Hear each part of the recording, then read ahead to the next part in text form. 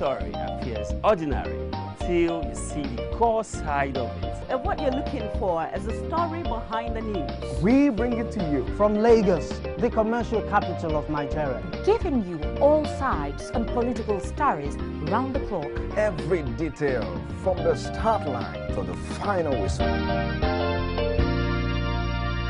CoreTV News, expanding your view.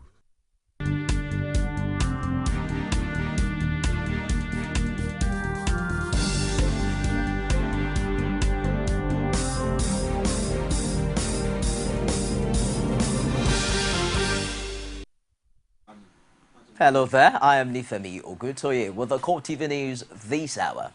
Residents of Mubi, the second largest town in Adamawa State, trooped to the streets of the town on Thursday when a team of local hunters, youth vigilante group and soldiers chased out the members of the Islamic militant group that captured and ruled over the town for about a month. It was gathered that the jubilation was wowed by residents who continually marched on the streets and sang different songs of praises to God.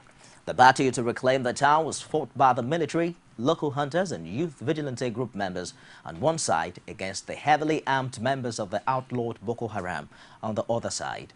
After victory was recorded against the insurgents in a battle that took hours and left many residents of the town shell-shocked and shaken, they trooped to the streets and center of the town to sing choruses of praise to God, whom they said reclaimed their ancestral home for them. Now, some of the residents said they were excited that their homes had been liberated from the hands of the Boko Haram insurgents who had either been killed or chased out. Members of the Senate Committee on Defense on Thursday had a stormy session with Chief of Army Staff Kenneth Menima over the security situation in northeast Nigeria. The senators had wanted the Army Chief to speak on security issues with the media present, but he insisted that the session must be behind closed doors. In spite of pressure from the senators, the Army Chief refused to budge. Excuse me, distinguished chairman. I think I came to interface with the Senate Committee on Defense, not with the press. Can they leave us?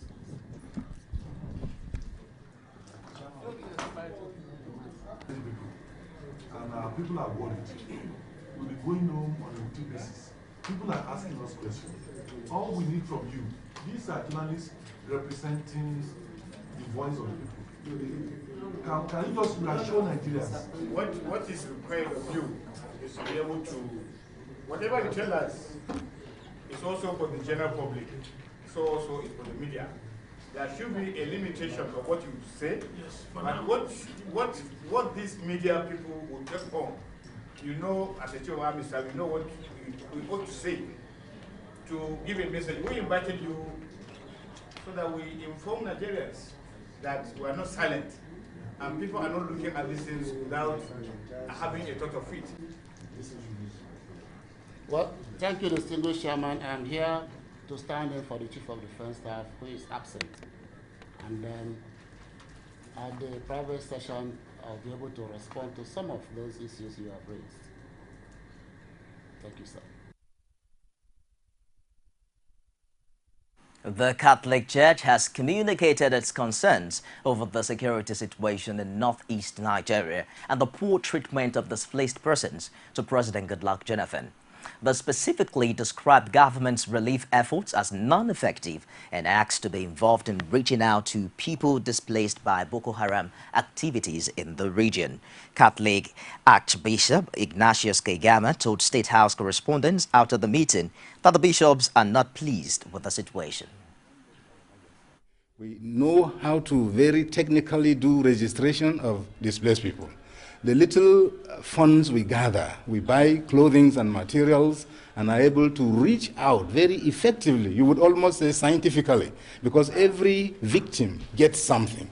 So we are telling government that we are aware of the wonderful effort they do, the relief they give through NEMA and other agencies, but the effectiveness of distribution is our concern. And that we are here with long years of experience. As the Catholic Church, we don't discriminate. In fact, 90% of people we give relief to are not Christians or even Catholics, so we should be brought on board.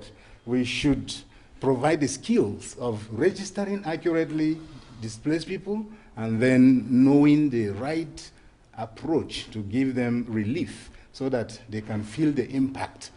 What is being done now is not effective. That is the truth. What so many people have heard the church say in the recent times is that the terrors are targeted at the church. Did you discuss that with the president?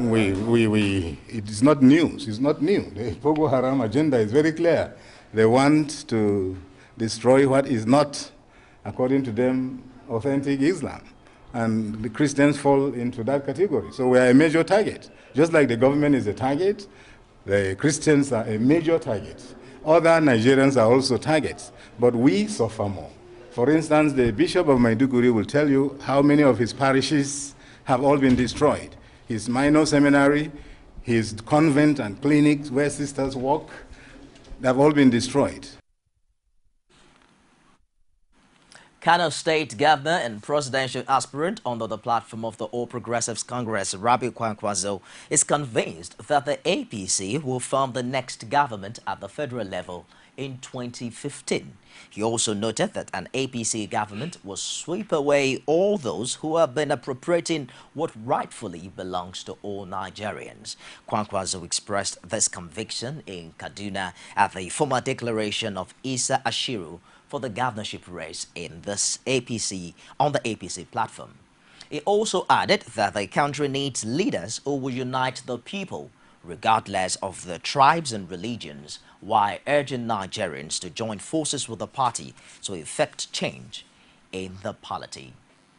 And also APC, the All Progressives Congress, is convinced that the 2015 election would be decided on the character and leadership qualities of those seeking to lead the country for the next 4 years.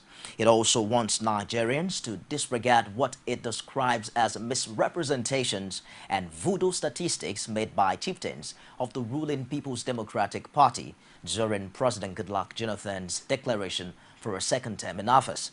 Party chairman John Odigo insists that the incumbent president has not done enough to earn the trust of Nigerians at a time the country is losing territories to Boko Haram. The APC national chairman, who spoke at the press conference in Abuja, also maintained his party would reclaim all its lost territories if it takes over the federal government level next year. This is designed as the first in a series of press briefings on the state of the nation. APC also used the occasion to showcase its new media center. And coming soon after President Jonathan's declaration for a second term in office, it was certain that the opposition party would be feasting on that event. Party chairman John Odigo described speeches delivered by PDP chieftains on that day as misrepresentation of facts and excuses for failure.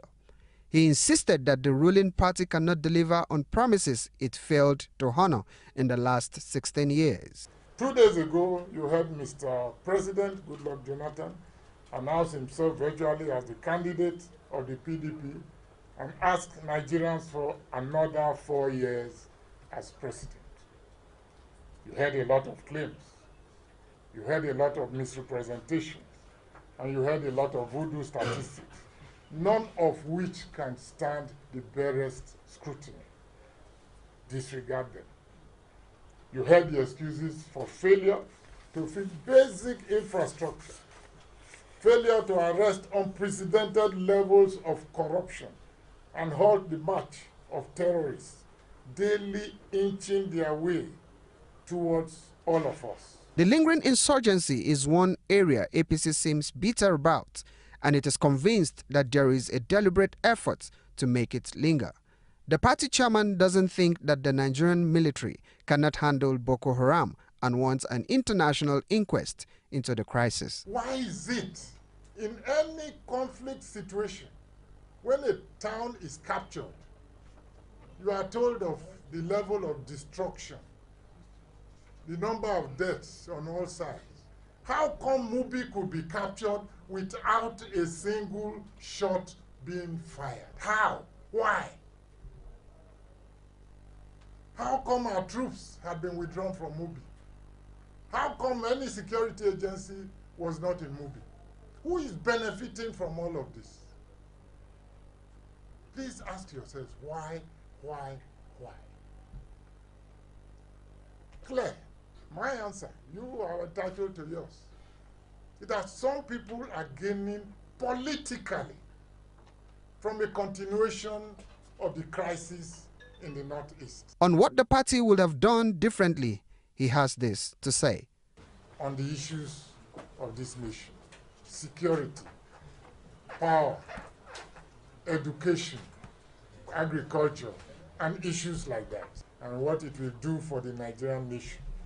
And if possible, even put a time span to some of these things by which we will want to be judged and challenged when the time comes. Nigeria's leading opposition party has categorized Nigeria's major problem under the Jonathan administration in two words: corruption and insurgency. But it insists it has what it takes to provide the necessary leadership that will provide a solution within a short period of time. Former Vice President of Nigeria and All Progressives Congress presidential aspirant Abubakar Atiku has again taken the Goodluck Jonathan administration to the cleaners for what he called abysmal performance. Atiku, who made this known in Osogbo during a visit to the Osun State chapter of the APC, says Nigeria remains at standstill under the PDP-led administration. Rashid was there and fathered this report. In a bid to strengthen his chances at clinching the presidential ticket of the All Progressive Congress, Atiku has been on tour of states to canvass support of party faithfuls. Welcoming him on behalf of the state government, the Deputy Governor, Titilaoye Tomori, says the aspiration of Atiku and every other aspirant on the APC is centered at pulling Nigeria from the brinks of collapse. You watched over the years and you could just not sit down or relax back and watch this nation. Presently, we all realize that the nation is wobbling on the sea of insecurity, economic uncertainty, and all such woes that have befallen Nigeria in recent years. The former vice president says he is contesting to become the president of Nigeria in order to make the country work again. I should ask you, what is going right in this country? Is it education? Is it security? Is it infrastructure? Is it healthcare? What is going right? Absolutely nothing. Atiku, who served for 8 years under the regime of Olusegun Obasanjo, submits that past leaders in the country should not be blamed for Nigeria's problems. I don't think we should blame past leaders, because if you look at the past leaders, each and every one of them had done something. A nation building is a continuous process. No one single leader or president who will complete building a nation. I mean, even in advanced or developed countries, nation building is still continuing. As the race for the APC presidential ticket heats up, the likes of Atiku, in the eyes of observers, should be ready to face questions on their roles in the development or otherwise of Nigeria. Rashid, CoreTV News, Osogbo. Now, as the 2015 general elections approach, Lagos State Governor Babatunde Fashola has again used the platform of the 2014 Community Day celebration to reiterate the importance of the voter card and the move to create a new Nigeria. He says it's the only tool of the voter to sack a non-performing government. Abiola Oluwole was at the event and fathered this report presented from our studios. The event began with a march past by all the community development associations in the 57 local governments and local council development areas of the state. In his address, Fashola decried the inability of the federal government to provide stable power supply for the country. We are providing you transformers. Let me be very clear, that is not our responsibility. The distribution companies who bought the assets of PHCN are the ones who are using the transformers to distribute electricity to your homes and to your communities. It is their duty to provide these transformers. But have they brought any transformer to you? When they were taking over these companies, the federal government told us that they were going to inject money from private sector into it. Now the story is changing. It is the federal government that wants to re-inject money back into assets that it has sold. I don't know what kind of business model that is, but we will wait for explanation. He called on Lagosians to ensure they participate in the INEC voter registration exercise adding that the voter card is the only available tool of the electorate to sack a non-performing government. The time for promises have come. You will see all sorts of politicians, even those who cannot manage their homes, will tell you to let them manage your lives. Look well, shine your eyes. The governor later presented checks and gifts to all the community development associations. You're on to CoreTV News this hour. We'll take a break now and we'll be back with more stories. Don't go away. Glad to have you join us on another edition of The Political Arena, the most detailed and incisive political show. If you are a sitting governor and the opposition is able to stomach structure against you, that means you are wicked to the people. The end of our time and the legitimate authority to govern this country. They gave me 20 minutes to move or they will shoot me. He has no chance for survival. If he likes himself, this is the best time to get out before he perishes. The PDP as a ruling party has failed. So anybody who thinks that government will fold his hands and allow miscreants to take over the streets of our own state and cause havoc is deceiving himself. The good, bad, ugly and beautiful sides of the Nigerian political system. Join me every Sunday at 9:15 p.m. on CoreTV News. Welcome back. You can get all of the news items on any of our social media platforms.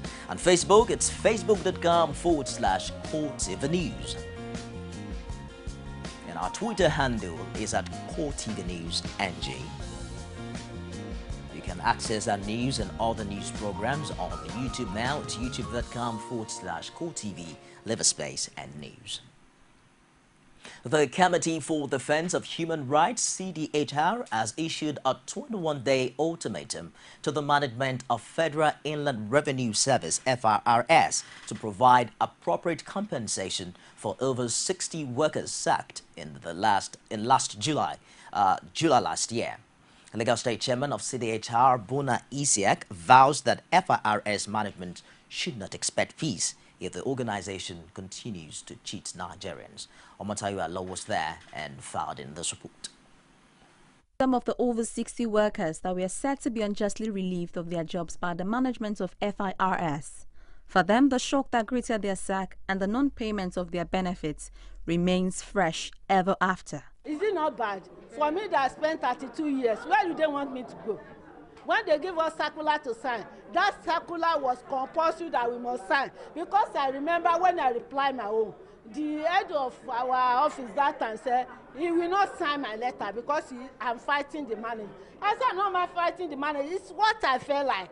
You say you don't need secretary. I have equivalent to HN. You say it's irrelevant. What else do you want me to do?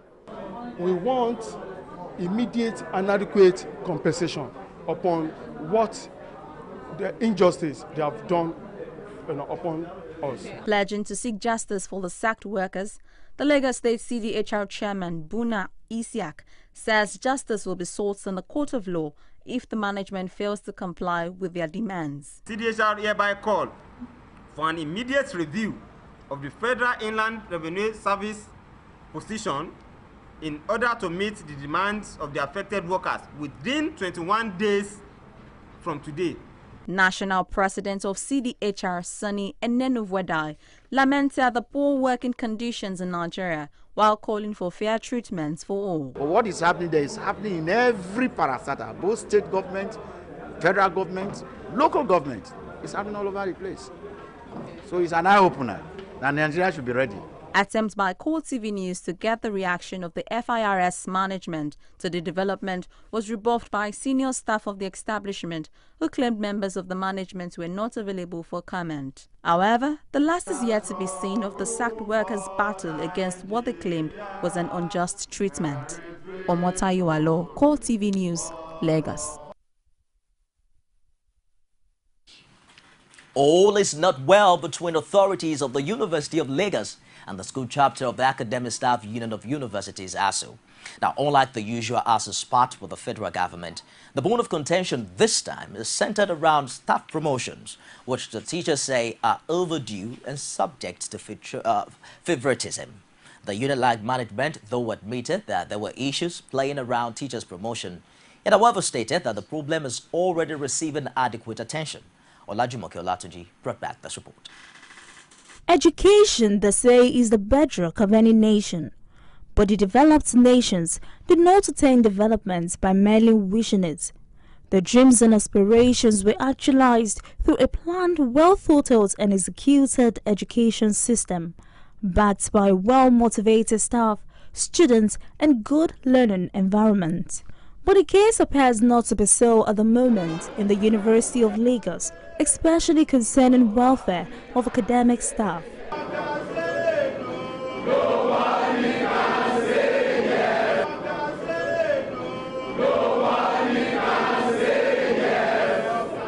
The teachers say promotions have not been forthcoming in the last 15 years. Beyond this, assessments for promotion exercises are fraught with undue favoritism, a situation most of the lecturers described as unbecoming of a federal institution. We are actually talking about conditions of service and issues that affect the welfare of our members that are not being attended to. It is the fact that nothing concrete has been done about it since we have been engaging with them. Over the years, the academics in the University of Lagos have been dialoguing, appealing to management to do what is right. We see that there are shifts in goalposts. They do things for some, they don't do for others, and this brings down morale of our members. We have been appealing to them, we've been dialoguing for over 15 years. They keep on promising and promising. We are tired of promises. We want them to take action. So we appeal to the university management to do what is right, honor the agreement, implement what has been agreed upon so that there will be peace. But how true are those claims? The issues as raised by ASU are not properly, was not a true reflection of what the reality on the ground is. And one can take those issues one by one. You know, the issue of notional promotion that, of course, at one time the council had said, look, no more notional promotion. But in implementing the no notional promotion, the same members of ASU who received their letters now said, look, they have lost seniority. That, look, just let us know that we are appointed from so date. So that was how the notional promotion issue then cropped back in. Then they thought about accumulated leave. And you know, there's nothing that's far from the truth. The management of the school may at this point not ready to leave anything to chances. Only though piqued by the manner the lecturers are going about the issue, promised that the UNILAG authorities will ensure that there is light at the end of the tunnel. But how soon will this be? You know, so all those issues that have been brought up, you know, no vacancy, no promotion, no PhD, no promotion, and all of that. You know, all of those issues are issues that are constantly being discussed, and there's a dialogue that's going on. And if there are any other areas where there's still a shortage, all the heads of departments and the deans have been requested to request for these positions through the development committee, and these positions will be created based on the areas of need. And as the lecturers and the school's management continue to blow hot and cold, the students are observing the development with bated breath. Olajumoke Olatunji, CoreTV News, Lagos.